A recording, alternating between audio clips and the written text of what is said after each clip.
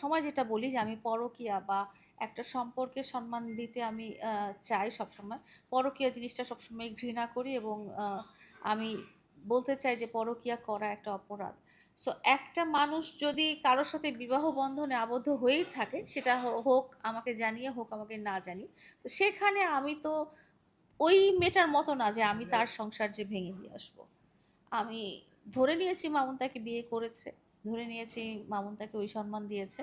তো আমি নিজে থেকেই কখনো চাই না যে অন্য কারো, ওই মেয়ে যেমন আমার সংসার ভেঙেছে, আমি চাই না তার সংসার আমি ভাঙতে।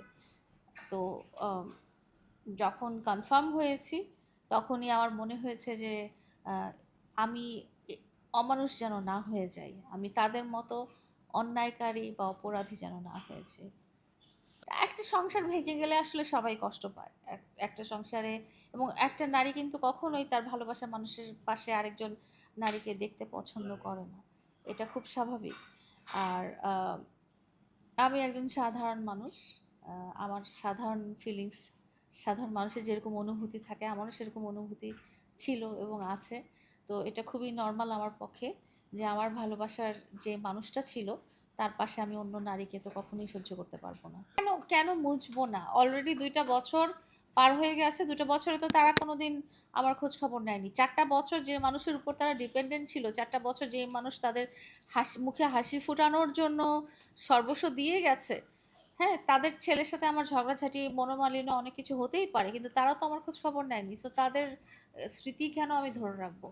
একটা মানুষ, আমি তো সব করেছে। আমাকে জানিয়ে বিয়ে করেনি এবং সে কাউকেই জানিয়ে বিয়ে করেনি।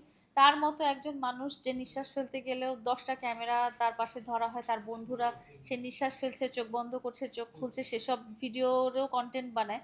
সে বিয়ের মতো এত বড় একটা সামাজিক অনুষ্ঠান পালন করলো, সেখানে না হয়েছে কোনো আনুষ্ঠানিকতা, না হয়েছে কোনো মানুষকে জানানো, না হয়েছে কোনো ছবি, না হয়েছে কোনো ভিডিও, না হয়েছে আহ, কোনো রকমভাবে অ্যানাউন্সমেন্ট। সো ইভেন যখন আমি গতকালকে আম, কাপড় চোপড় বা ছবিগুলো ফেলে দিলাম, তখনই সে তার ফেসবুক স্ট্যাটাস চেঞ্জ করেছে, অথচ সে নাকি বিয়ে করেছে আরো 15 দিন আগে। সো এটা কি ধরনের বিয়ে আমি জানতে চাই, যে এই বিয়েতে এত লুকোচুরি, এবং যে বিয়ের স্ট্যাটাস নির্ভর করে আমি অ্যানাউন্সমেন্ট দেওয়ার পরে সে অ্যানাউন্স করবে। তো সেটা কি ধরনের বিয়ে আমি সেটাই জানতে আমি চাই। আমি অবশ্যই এখন আর এই ধরনের খরচ বহন করা তো পরের কথা। আমি তার ব্যাপারে আর একটা সেকেন্ড চিন্তা করেও আমার সময় নষ্ট করতে চাই না।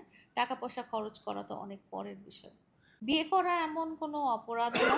যদি সেটা অপরাধমূলক কিছু করে থাকে তাহলেই তো সে লুকাবে।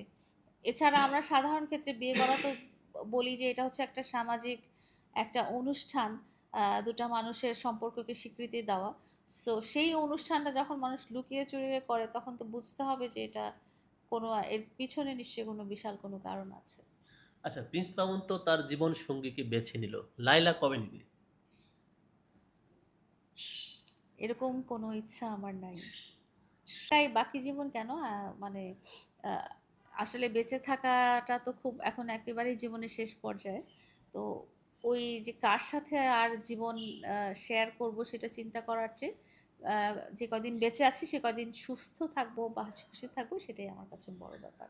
সুযোগ দিবে আমি কিনা? না আমি 2024 সালে এপ্রিল মাসে একটা ইন্টারভিউতে বলেছিলাম যে যেহেতু আমরা একই ভার্চুয়াল প্ল্যাটফর্মের মানুষ, ওর সাথে হয়তো আমার আবারও দেখা হবে, ওর সাথে হয়তো একই প্রোগ্রামে আমি হয়তো পাশাপাশি বসবো, বাট সে আমার কাছে তখন একটা অচেনা মানুষই হয়ে থাকবে, আমার কাছে একটা জাস্ট অ্যানাদার পার্সন।